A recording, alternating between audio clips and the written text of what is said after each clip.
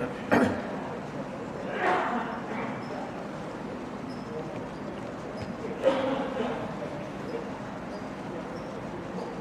بالله من الشيطان الرجيم. بسم الله الرحمن الرحيم. الحمد لله رب العالمين، والصلاة والسلام على أشرف الأنبياء والمرسلين سيدنا محمد وعلى آله وصحبه أجمعين. رب اشرح لنا صدورنا ويسر لنا أمورنا واحلل عقدة من ألسنتنا يفقه أقوالنا.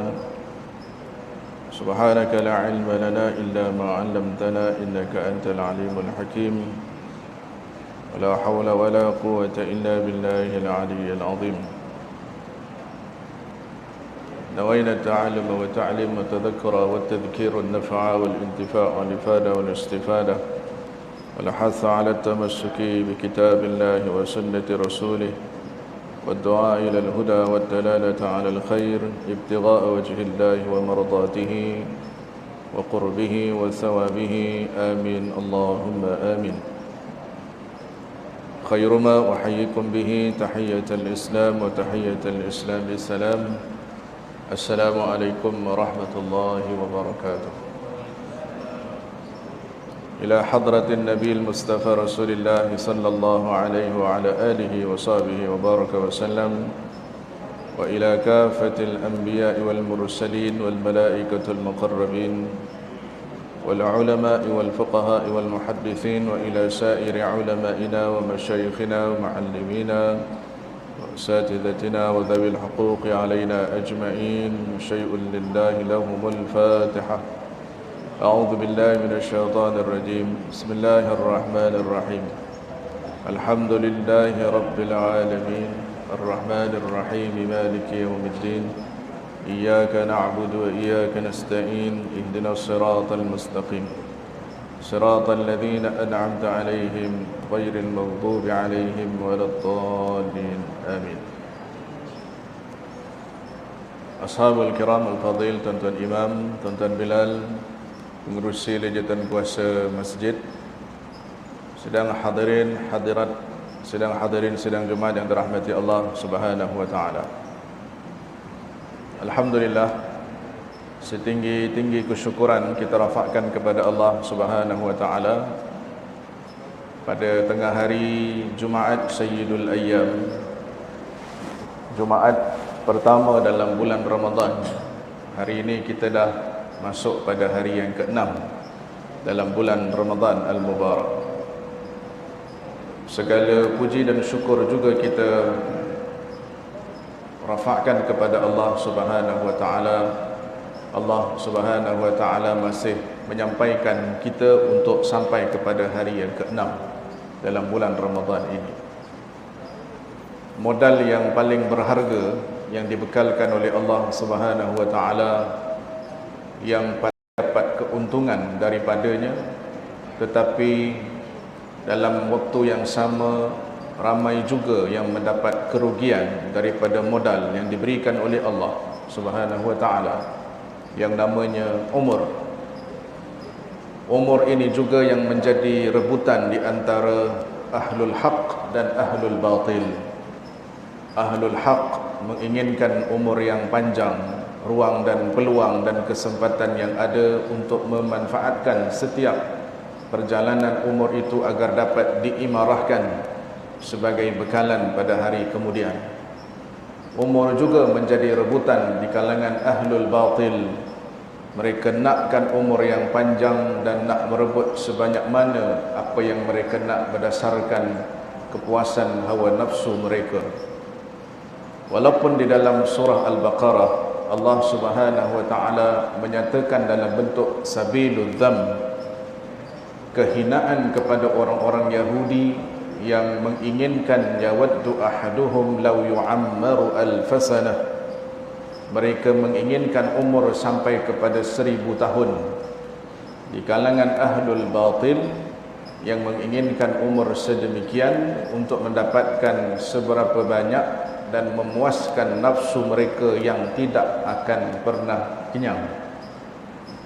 Kerana itu, apabila kita melihat baginda Rasulullah sallallahu alaihi wa ala alihi wasallam Setiap kali Nabi diberikan peluang, hari yang baru, peluang yang baru, nikmat yang baru, dan setiap perjalanan itu Nabi berdoa dengan Allah supaya dipelihara sebagaimana Allah memelihara hamba-hambanya yang saleh.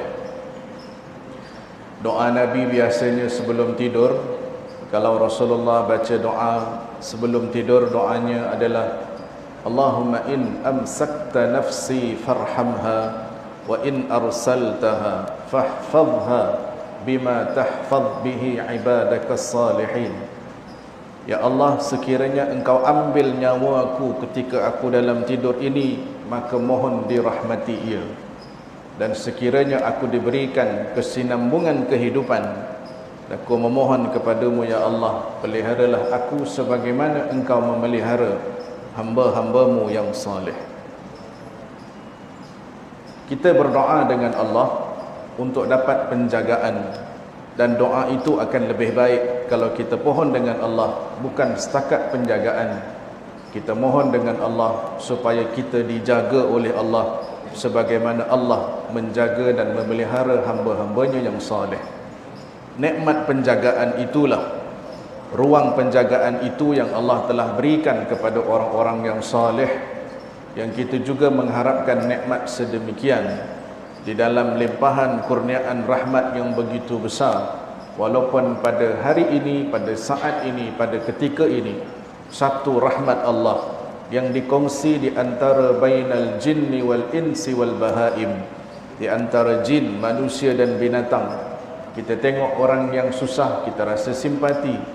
Kita tengok anak kita, kita rasa kasihan. Dan kita tengok orang-orang yang memerlukan, kita rasa nak memberikan pertolongan. Kenapa rasa itu timbul? Di sebalik satu rahmat Allah yang dikongsi semua makhluk. Sebab itu rahmat Allah ini merupakan satu nikmat yang sangat berharga yang masih dibekalkan kepada kita sampai ke saat ini. Sidang Jumaat yang dirahmati Allah, hari Jumaat ini asalnya dulu tidak dikenal dengan Yaumul Jum'ah. Hari Jumaat ini pada asalnya dulu dikenali pada zaman masyarakat Arab Jahiliyah dengan namanya Yaumul A'ubah, hari membanggakan diri, iaitu pada turutan tertib pada hari yang ke-6.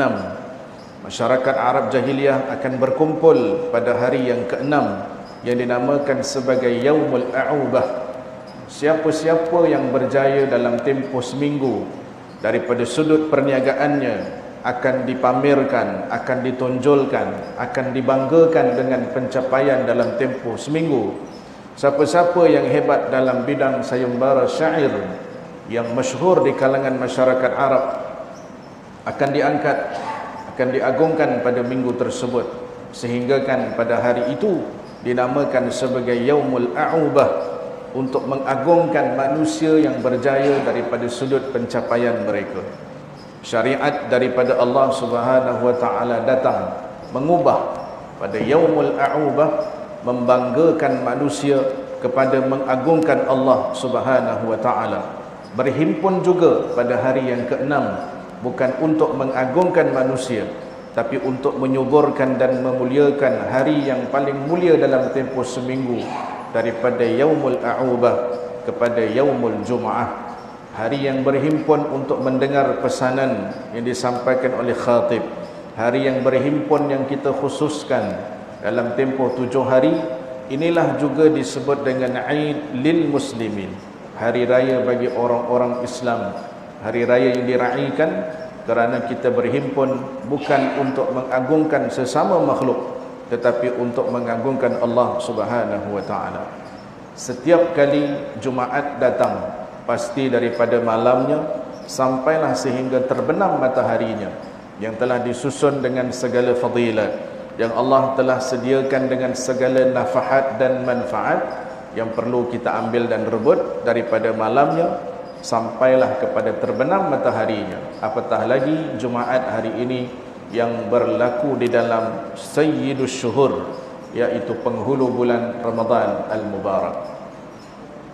Sebahagian para ulama menyatakan setiap kali datangnya Jumaat, para ulama akan ada perasaan yang bercampur baur perasaan mereka.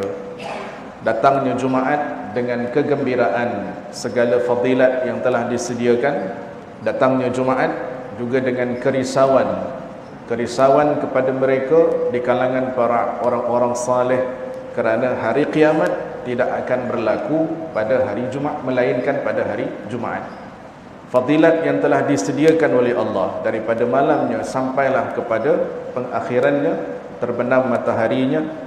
Jadi sebab itu ulama menyatakan, kalau kamu tak mampu menjana kebaikan pada Jumaat, jangan cemarkan Jumaat dengan perkara-perkara yang boleh mengundang kemurkaan Allah. Demikian kita diberitahu, jangan cemarkan kemuliaan Ramadan dengan perkara-perkara yang boleh mengundang kemuliaan Ramadan, mengundang kemurkaan Allah. Kerana amarannya Nabi bagi tahu, siapa yang mencemarkan kemuliaan Ramadan, risikonya besar, dia akan diharamkan daripada mendapat segala kemuliaan dalam Ramadan. Kita tidak mahu termasuk di kalangan orang yang pernah berada dalam skrip doa yang pernah dibacakan oleh malaikat Jibril alaihi salam, yang kemudian diaminkan pula oleh baginda Nabi sallallahu alaihi wa ala alihi wasallam, man adraka Ramadan falam yughfar lahu fahuwa ab'adahu Allah. Siapa yang diberikan Ramadan tapi Ramadan datang tidak menyebabkan dosanya terampun, bahkan dia keluar Ramadan dalam keadaan tak dapat apa-apa, na'udzubillahi min dzalik, dia sebenarnya semakin jauh daripada rahmat Allah. Doa ini dibaca oleh Sayyidul Malaikah, diaminkan pula oleh Sayyidul Makhluk. Kata para ulama, pasti mustajab, dan diaminkan pula oleh baginda Nabi sallallahu alaihi wa ala alihi wasallam. Sedang jemaat yang dirahmati Allah, sebahagian daripada nikmat Ramadan yang dipulangkan kepada kita pada kali ini, setelah dalam beberapa waktu yang lalu, Ramadan pada 2 tahun yang lalu, Ramadan pada tahun yang lalu, nikmat kali ini kita harap lebih baik dengan kedatangan Ramadan yang lebih banyak dapat kita manfaatkan. Kerana itu pengisian-pengisian yang telah dibuat, sama ada dalam bentuk checklist dalam bentuk peribadi ataupun checklist yang kita datang secara berjemaah, yang perlu kita imarahkan sebaiknya, kerana perjalanan masa yang pantas tak pernah menunggu kelengahan manusia. Manusia punya kelengahan akan menyebabkan tertinggal di sebalik lajunya perjalanan waktu. Puasa diam tak diam seminggu sudah. Apa yang telah kita lakukan pada 5 hari yang lalu, malam ni masuk malam yang ke-7. Jadi sebahagian daripada malam pertama yang telah kita harapkan dengan pandangan kerahmatan dari Allah Subhanahu wa taala, maka itulah yang kita harapkan dapat berterusan sehingga ke akhirnya, insya-Allah. Amin ya rabbal alamin.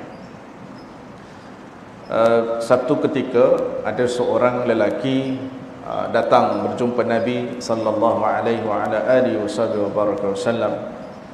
Pada masa itu Nabi tanya kepada dia satu soalan. Nabi tanya, apa khabar iman kamu hari ini? Nabi tak tanya kesihatan dia, Nabi tanya, apa khabar iman kamu hari ini? Dia jawab pada Nabi sallallahu alaihi wa ala alihi wasallam, kata dia, ya Rasulullah, hari ini saya rasa iman saya luar biasa. Hari ini saya rasa iman saya betul-betul meningkat. Nabi kata, ucapan sahaja tidak memadai. Buktinya apa? Buktinya apa yang kau sebut kepada aku ini iman kau ni tengah meningkat luar biasa ni? Apa buktinya? Apa petunjuknya? Dia pun sebut kepada Nabi. Dia menyatakan, ya Rasulullah, sekarang ni aku buat ibadat seolah-olah aku boleh nampak syurga. Aku boleh nampak ketakutan dengan kedahsyatan api neraka. Aku boleh nampak bagaimana kehebatan Allah menciptakan makhluk yang paling besar, iaitu Arasy.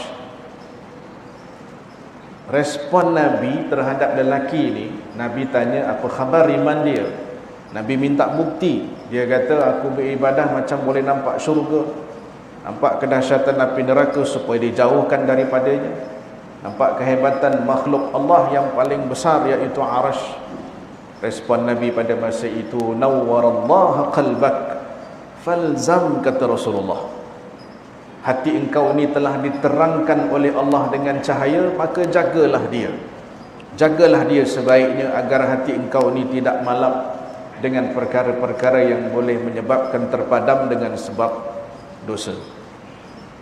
Sedang jemaat yang dirahmati Allah, kita ada dua unsur dalam tubuh badan kita, jasmani dan juga rohani. Jasmani, asal usul kejadian manusia dijadikan daripada tanah, kata sebahagian para ulama. Oleh kerana asal usul manusia dijadikan daripada tanah, sumber makanannya pun banyak daripada tanah. Beras ditanam di tanah, makanan asal usul dulu ditanam di tanah. Kebanyakan makanan, walaupun tak semua, sebahagian besar daripada makanan yang diambil daripada ditanam di dalam tanah untuk memberikan manfaat kepada jasmani yang perlukan makanan. Ada satu lagi unsur dalam tubuh badan kita, namanya rohani.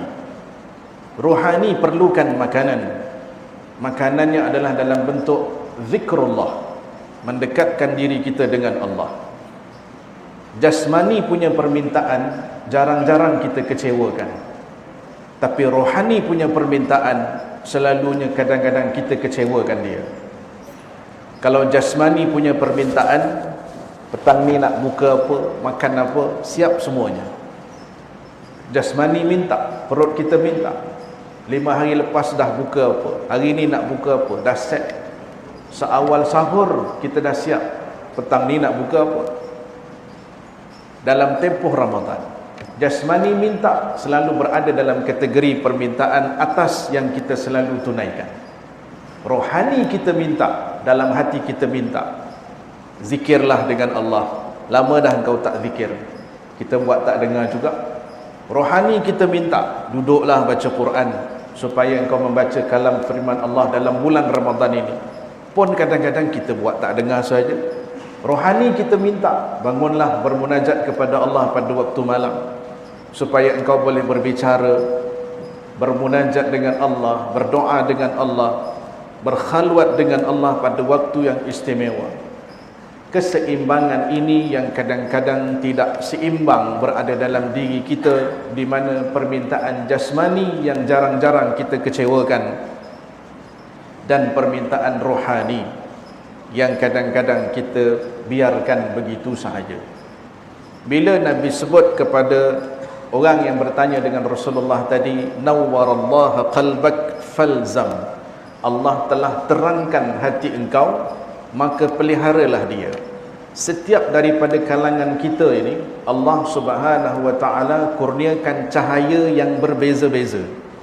Cahaya itu kita tak nampak, tapi kita boleh rasa. Seperti juga barakah, kita tak boleh nampak. Kalau orang sebut hari ini barakah sungguh, kita tak boleh nampak, tapi kita boleh rasa. Rezeki yang barakah, kita tak nampak, tapi kita boleh rasa. Makanan yang barakah, kita tak nampak barakahnya mana, tapi kesan daripada barakah kita boleh rasa.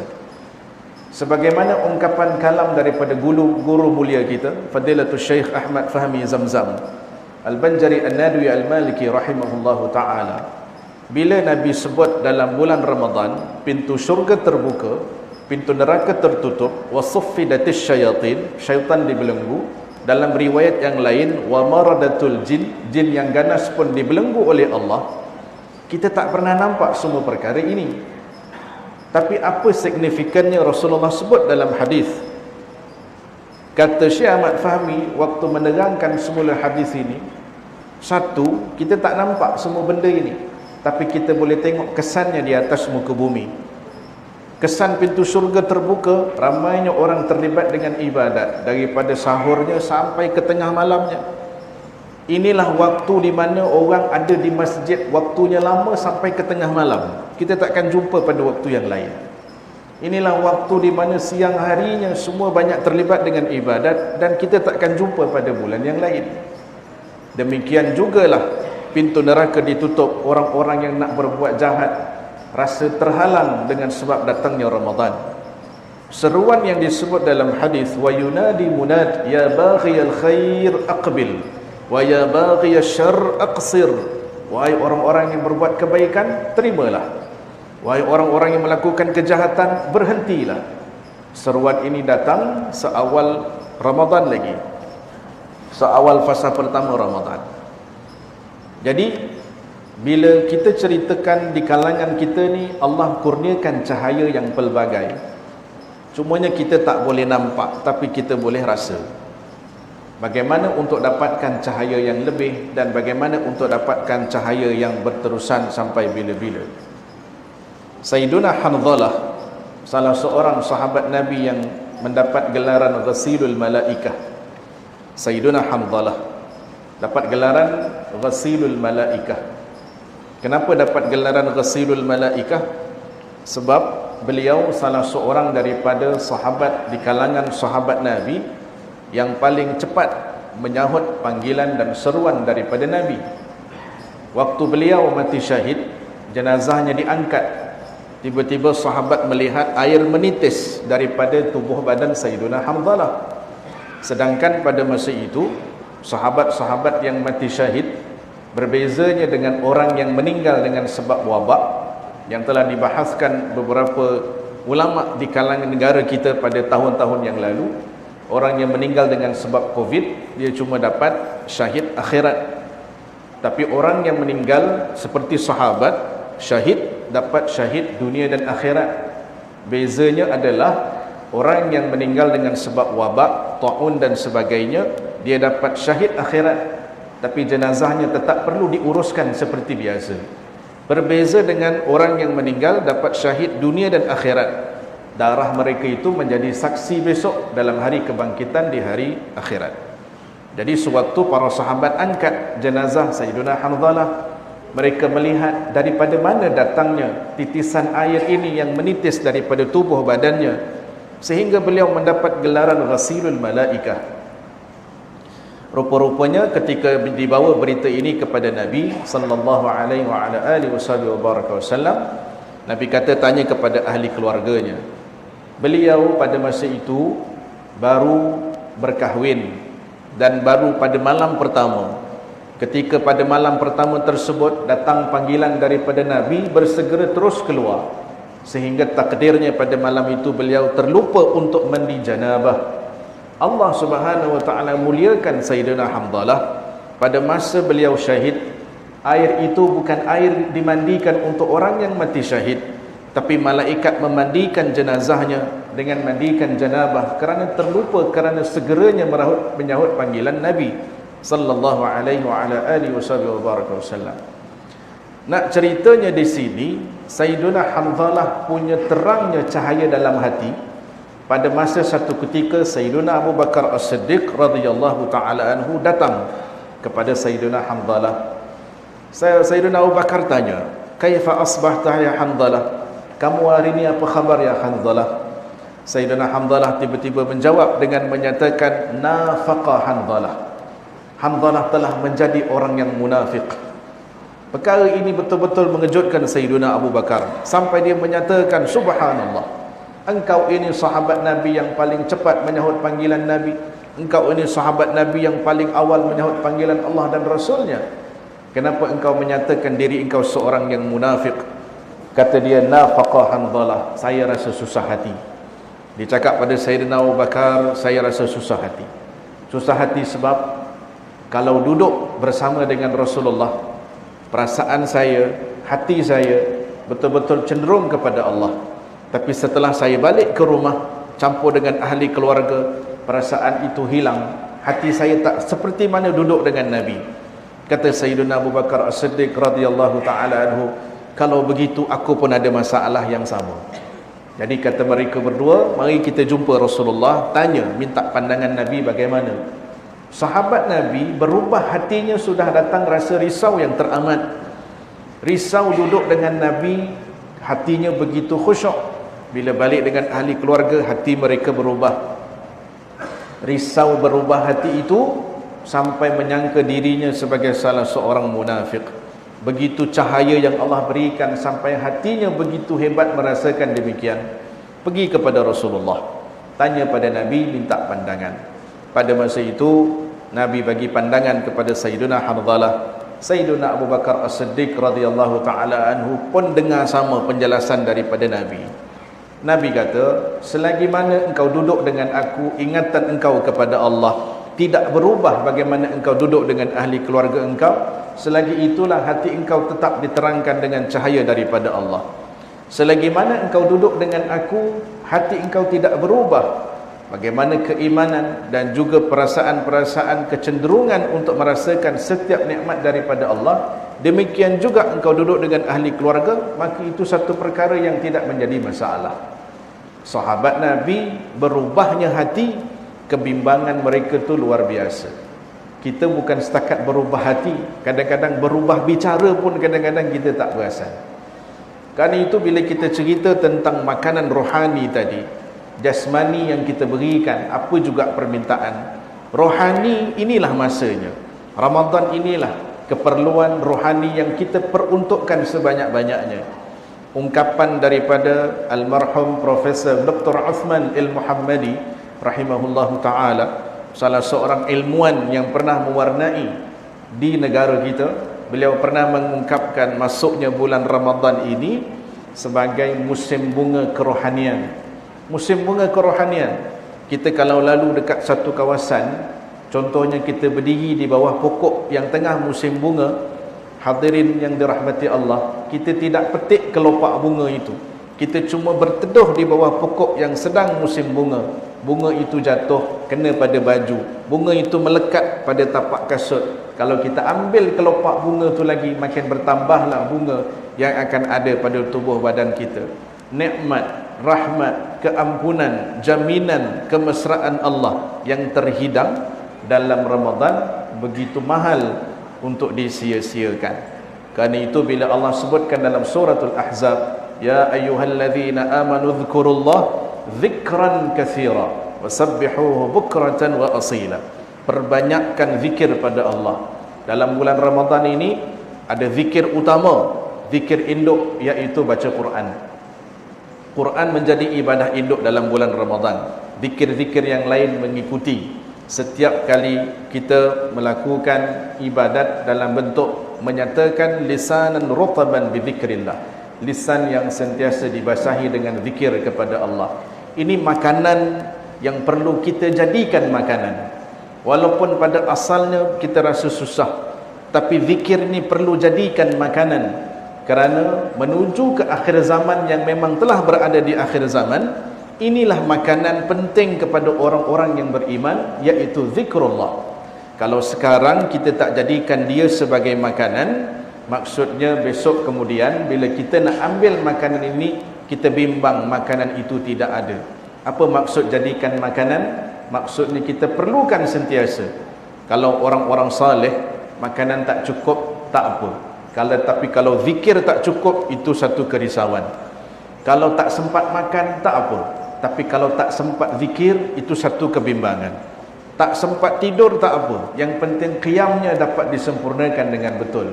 Bezanya kita dengan orang saleh, 3 perkara: banyak makan, banyak tidur, banyak bercakap. Ganti daripada kehidupan orang saleh, kurang makan, tak makan dengan puasa dan zikir, tak tidur dengan qiyam, tak banyak bercakap dengan diam. Jadi perbezaan ketara itu memberikan kesan langsung bagaimana mereka dipelihara oleh Allah Subhanahu wa taala, dapat penjagaan seperti mana Allah memberikan kepada orang-orang yang saleh. Contoh zikir yang kita lazimkan dekat tempat kita ni biasanya lepas semayang maghrib ataupun semayang subuh, biasanya lah yang kita digalakkan semayang maghrib dan semayang subuh. Contoh zikir yang biasa kita baca, yang kita lazimkan, yang telah menjadi sinonim dekat Johor ni, wirid lepas sembahyang, lepas subuh, lepas maghrib. Siapa penyusun zikir ni dan siapa penyusun wirid ni yang kita amalkan sampai sekarang? Habis imam bagi salam, Assalamualaikum warahmatullahi, Assalamualaikum warahmatullahi, kita mulakan dengan istighfar. Kalau ikut Imam Al-Ghazali rahimahullahu ta'ala, selepas beri salam, istighfar akan mendahului yang lain. Istighfar pertama, minta ampun ya Allah, sembahyang aku tadi tak khusyuk. Istighfar yang kedua, minta ampun ya Allah kalau ada beberapa rukun-rukun yang tak sempurna. Istighfar yang ketiga, minta ampun ya Allah, dah berapa tahun aku solat tapi masih tak dapatkan nikmat solat yang sepenuhnya. Setiap nilai istighfar yang kita ungkapkan barulah dituruti dengan zikir tauhid, la ilaha illallah wahdahu la syarikalah, lahul mulku wa lahul hamdu yuhyi wa yumiit wa huwa ala kulli syai'in qadir, yang menjadi keutamaan pada dua waktu, yaitu selepas subuh dan selepas maghrib, mesti dilengkapkan sebanyak 10 kali. Siapa yang susun, kemudian kita baca Allahumma ajirna minan nar, Allahumma ajirni, boleh Allahumma ajirna minan nar 7 kali. Kenapa baca 7 kali? Kata Syekh Ahmad Fahmi Zamzam, pintu neraka itu 7, baca 7 supaya ditutup semuanya buat kita. Kemudian kita minta kesejahteraan, Allahumma antas salam, doa kesejahteraan, satu negeri yang sejahtera, satu tempat yang sejahtera namanya syurga. Setelah kita minta perlindungan dengan Allah daripada neraka, kita minta kesejahteraan masuk ke Darussalam, iaitu syurga Allah yang penuh dengan nikmat. Dan kemudian kita nak ambil keberkatan juga dengan Ummul Furqan, iaitu suratul Fatihah. Kita ambil keagungan ayatul kursi, lalu kita sulamkan pula dengan subhanallah, alhamdulillah, Allahu Akbar, subhanallah 33, alhamdulillah 33, Allahu Akbar 33. Kita lengkapkan la ilaha illallah wahdahu la syarikalah yang ke-100. Kemudian kita istighfar, imam pun angkat tangan baca doa. Siapa yang susun bacaan wirid ni, yang mempunyai makna-makna yang tersendiri, yang terus diamalkan di kalangan di Nusantara ini? Syekh Ahmad Al-Qushashi, yang asalnya dulu disebut dengan Al-Awrad Al-Madaniyah, wirid-wirid yang dibacakan di kota suci Madinatul Munawwarah. Bacaan yang kita baca lepas sembahyang pada hari ini, yang pernah menjadi mewarnai sebahagian besar di Madinatul Munawwarah, sehingga kan disebut pada masa itu dengan Al-Awrad Al-Madaniyah, Syekh Ahmad Al-Qushashi. Wirid ini bermula dekat Madinah. Bagaimana wirid ini boleh sampai ke kawasan Nusantara? Salah seorang anak murid Syekh Ahmad Al-Qushashi yang masyhur namanya Syekh Abdul Rauf Sengkel, orang Aceh, yang pergi belajar di sana, balik dan kemudian terus bawakan kepada sini untuk jadi amalan yang kita bacakan sampai ke hari ini. Keutamaan pada solat subuh dan juga solat maghrib. Jangan dirungkai kaki dulu lepas subuh, lepas maghrib. Sempurnakan dulu la ilaha illallah wahdahu la syarikalah, lahul mulku wa lahul hamdu yuhyi wa yumiitu wa huwa ala kulli syai'in qadir 10 kali subuh dengan maghrib. Allahumma ajirna minan nar 7 kali subuh dengan maghrib, supaya kita nak dapatkan pakej pahala lengkap sempurna ketika mana kita bersama-sama dengan imam daripada awalnya sampai kepada pengakhirannya. Pakej lengkap itu tidak terputus. Selain daripada jaminan yang telah diberikan oleh baginda Rasulullah sallallahu alaihi wa ala alihi wasallam, 3 tasbih, subhanallah, tahmid, alhamdulillah, Allahu Akbar, yang dilengkapkan dengan zikir tauhid tadi. Nabi kata siapa baca ini selepas sembahyang, dia akan dapat tawaran daripada Allah kazabadil bahar, dosanya diampunkan seperti bilangan buih di lautan. Tawaran itu terhidang setiap kali sembahyang fardu. Tawaran itu terhidang setiap kali kita bersama-sama solat berjamaah daripada subuh sampai ke fardu isya. Tapi soalannya, siapa yang melarikan diri daripada tawaran itu? Siapa yang tak sama-sama merebut tawaran itu sampai imam selesai baca doa? Kadang-kadang dengan sebab kita juga, tawaran tersedia pada setiap waktu, pada waktu-waktu solat yang telah disediakan. Kerana itu nilainya mahal untuk dilepaskan dalam bulan Ramadan Al-Mubarak. Kuncinya apa? Kuncinya adalah zikir ini rahsianya pada apa? Zikir ni rahsianya pada bilangan. Zikir ni rahsianya pada bilangan. Apa saja zikir yang sedang hadirin amalkan? Contohnya zikir yang ini, hasbunallah dibaca 7 kali, ni dibaca 10 kali, ni dibaca 11 kali.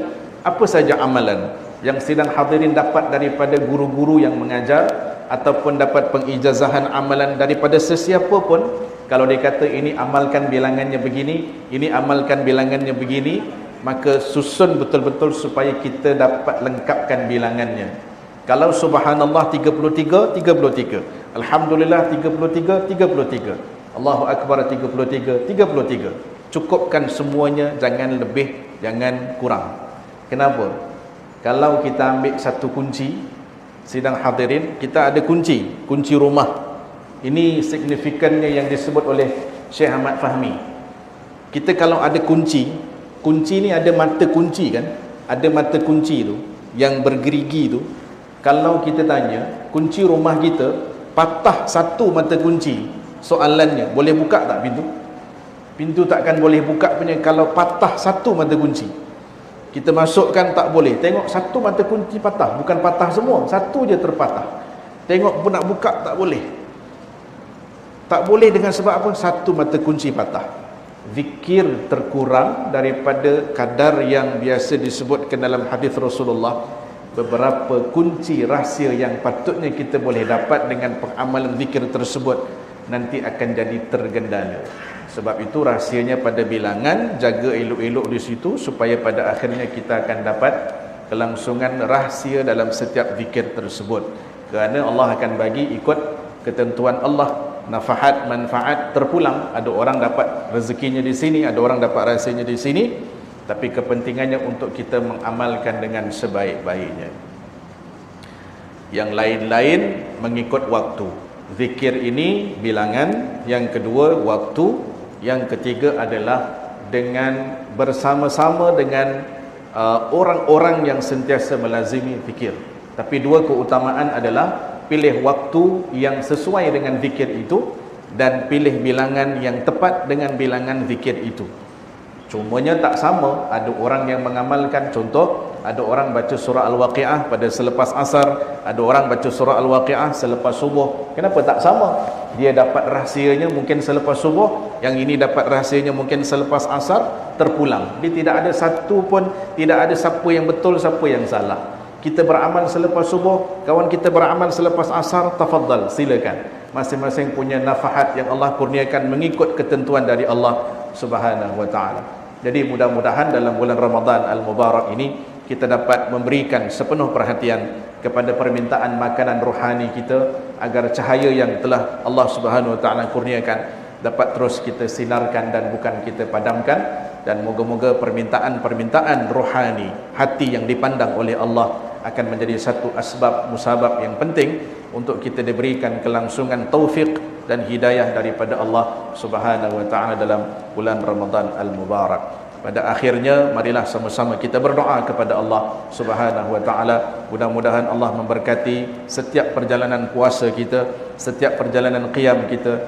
setiap niat-niat yang telah diniatkan dalam bulan Ramadan Al-Mubarak ini, agar akan sentiasa dipandang oleh Allah Subhanahu wa ta'ala dengan pandangan kerahmatan, pandangan keampunan. Dan mudah-mudahan hasrat kita, impian kita, cita-cita kita, mudah-mudahan Allah Subhanahu wa ta'ala sampaikan kita dan rezekikan kita untuk mendapatkan malam yang paling barakah, yaitu Lailatul Qadar pada tahun ini insya-Allah. Amin amin ya rabbal alamin. A'udzubillahi minasyaitonirrajim. Bismillahirrahmanirrahim. Alhamdulillahi rabbil alamin, wassalatu wassalamu ala rasulil karim sayyidina Muhammad wa ala alihi wa sahbihi ajma'in. Allahumma iftah lana qulubana fi talab al-ilmi warzuqna al-ikhlas fihi wal 'amal bihi wan nashr bihi hatta ya'tiyana al-yaqin.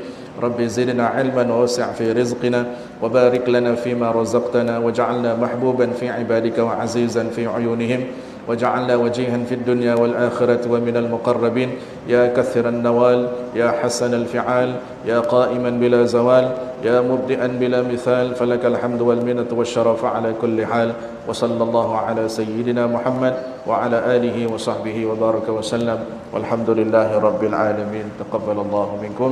هذا وبالله التوفيق والهداية والسلام عليكم ورحمة الله وبركاته.